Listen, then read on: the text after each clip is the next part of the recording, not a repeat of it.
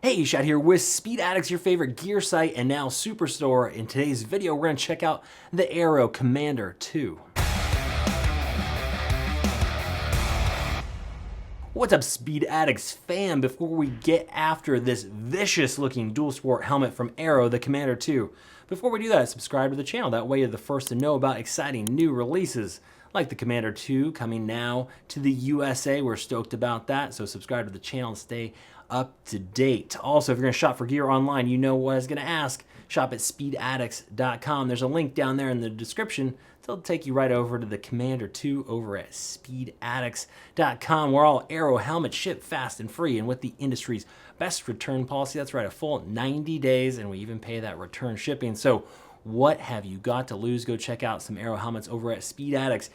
And if you are the type that likes to shop in person and you happen to be in SoCal, well, you're in luck because the first Speed Addict Superstore is now open. Come check out the world's greatest helmet wall. We've got a complete selection of gear from head to toe. We've even got service items, some e-bikes, e-moto, all sorts of cool stuff. Come on down to the city of Orange and see the Speed Addict Superstore. Okay, here we are with a new Airoh helmet. So if you're not familiar with the brand, it's because it's new to the United States. Even though they've been around since 1997, this is an Italian brand, and man, they've got design down. Those folks in Italy always know how to make stuff look bitchin'. The Commander 2 is a really aggressive looking dual sport helmet. I love the relief, I love the dramatic design on the back of it, and it's also got it where it counts. This is a very capable dual sport helmet. It's got the drop down internal sun visor, of course your dual sport peak, and it is their second iteration of a dual sport helmet, thus Commander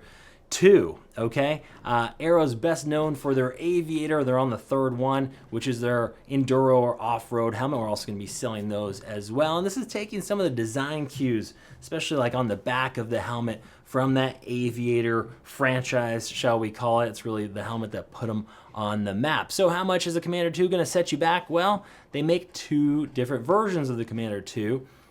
Just two different shell constructions, shall I say. Otherwise, the helmets are identical. So we have the 6K carbon shell. That's gonna run you $629. That is the more expensive version.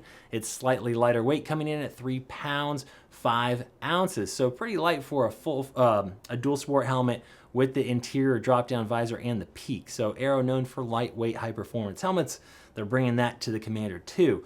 Otherwise, you can get the composite, which is a mix of different composite or aramid fibers like most premium helmets. That's the guy over here. You can get it in solids, the composite in solids for $499. That's gonna be the most affordable version of the Commander 2, or the graphics run you about $30 more. So if you want a really nice livery like this one here, you're gonna pay $529, okay? So composite or 6K carbon, the choice is yours, and it's only about a 2 or 3 ounce difference between the carbon fiber and the composite. Otherwise, the helmets are identical.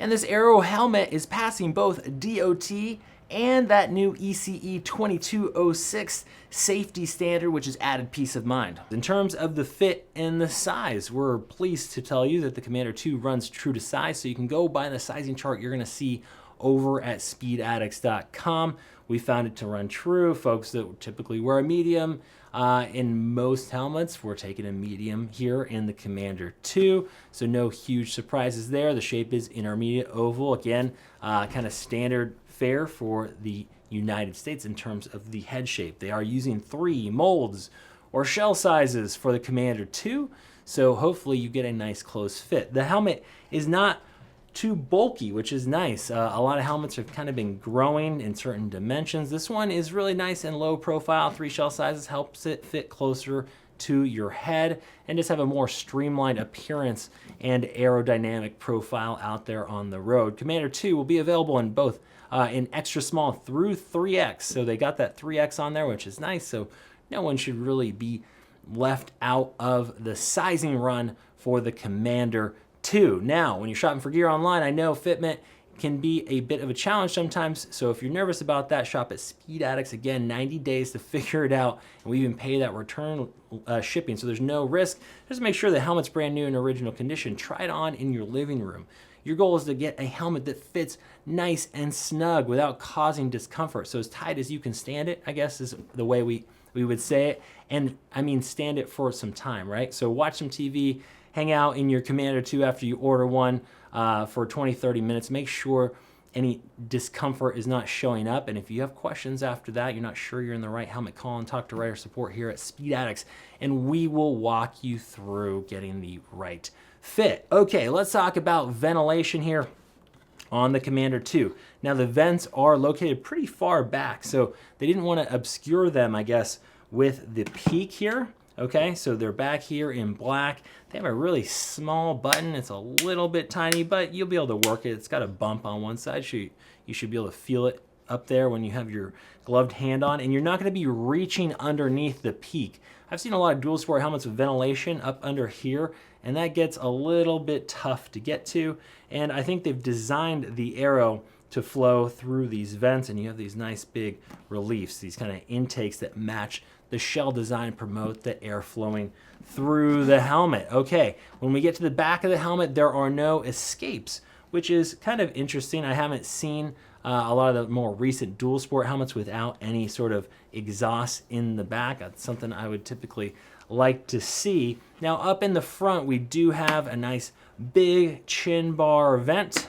No gills or other kind of passive ventilation on the side. And just in terms of the design of the vents and the shell all working together here with an aggressive profile is cool. Now the peak is up high. You'll notice there's two ways to do a dual sport helmet peak or a visor. Either you're going to mount it up high away from your mechanism of the shield, or you're going to engineer something a bit more technical so that the peak can actually go lower on the helmet and over the face shield. That's going to give you more sun protection. So peaks that are mounted up higher like this, and especially ones that kind of come back a little shorter, they're really not doing a ton of heavy lifting when it comes to protecting you from the sun. They're more of an aesthetic kind of design element at this point.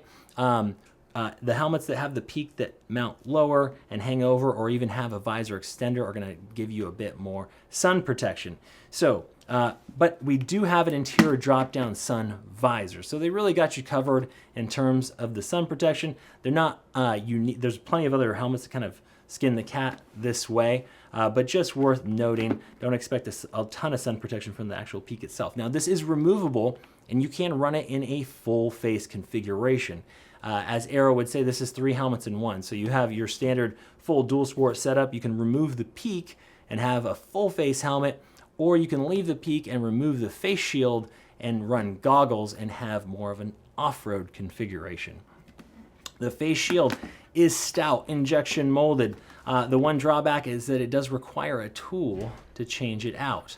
If it's all the way up and your sun visor, is tucked up, you will be able to run goggles here. You don't have to take the face shield off to run the goggles. So if you're going to ride on the road to get to the trail and then things are going to get a little sweatier at that point, and you want to be able to breathe without being trapped in your own breath, flip that up, run some goggles, get more airflow, and do more technical riding. I know moving those big dual sport helmets in that single track or dual sport bikes, if you're not on like or an adventure bike, a big heavy adventure bike off-road, you're gonna be working hard. So get the face shield out of the way, run the goggles, bring those in the bag, and then when you're ready to go back out on the road, you're all set. Now, we have a drop-down sun visor, which they had in the first version of the Commander. Great coverage, it comes down nice and low. The action on the visor is not the smoothest, but it's not too bad. It'll pass. I know the Commander 1 I saw photos of, it was never sold here in the States, but they had the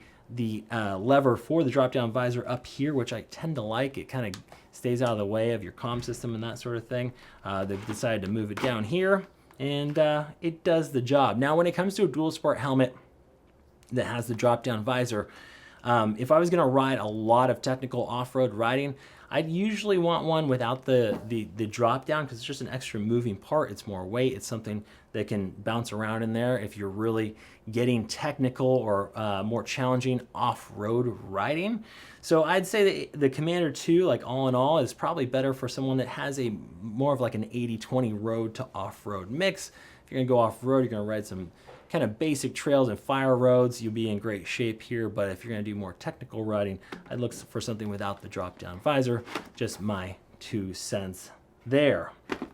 Okay, that about does it for the exterior of the Commander 2. Again, just great looking helmet. Down here, this little grommet, if you pull that out, that is a pass-through for your comm system cables. So you're gonna go ahead and mount, because of the dramatic shape, it does look good, but it does kind of limit your options in terms of the mounting of a comm system. You're gonna use an adhesive mount, and they do fit right in this kind of strike zone here. We've tested it out. We thought that it looked a little narrow, but it does work. And then you have this little port, so you don't have the wires wrapped around the bottom edge of the helmet competing with the cheek pad and how that mounts in there. So the pass-through is a nice touch. I like that. They do that on a lot of their helmets. And I'll go ahead and pop that back into place if you're not going to use the comm system. There you go. When we flip the Commander 2 over, you're going to notice we have emergency quick release cheek pads. Only in emergency would you go ahead, or probably not you, is going to remove those before the helmet comes off. It keeps things a little bit safer here, but if you're going to remove the cheek pads, go in there, reach in, and get the snaps from the inside. I'll show you how to do that in a minute. D-ring closure, so they're not going with their quick release, which they put on a lot of their other street helmets. For the Commander 2, they decided to keep it traditional. They have some reflectors, perforations here. We'll go ahead and pull this out. Okay, we're gonna get the cheek pad out of the way. Oh, there's like another blade in here, stand by. Okay, they had like a third snap in there. There is your cheek pad system. They have their Cool Max moisture wicking material in here. We have comm system pockets. Go ahead and move this out of the way. All right, there is your other cheek pad. We're in good shape. There is the comm system speaker pocket. It is hard to see because it's black on black. I'll go ahead and pull that. So you're going to use this for your speakers. Okay, we'll remove the rest of the liner. So this is fitted with the Airoh sliding net liner system, which is actually working to reduce or mitigate those rotational forces in case of an impact. I'll show you what that looks like. You see this kind of this neon yellow piping. So it says ASN, Airoh sliding net. So the fabric itself allows slippage, a lot like some of those other brands you've seen, or third-party materials to deal with rotational. Here's their solution. This is their proprietary Airoh sliding net liner. Okay, otherwise, it is well ventilated, removable, washable, all that sort of stuff. We have a channeled imported EPS and a few accessories in the box from Airoh before we get out of here. So they are going to include a pin lock insert. It's something I forgot to mention earlier. So pin lock insert is going to reduce or mitigate fog. And I like that they give you the big one, the 120 XLT. So one of the other advantages to dual sport helmets, the reason people like them, is because it's got this motocross style appearance or chin bar. It gives you a big eye port to fit the goggles, but it also just gives you a big eye port so that you can see everything out on the road. And that's no good unless you run a big pin lock insert.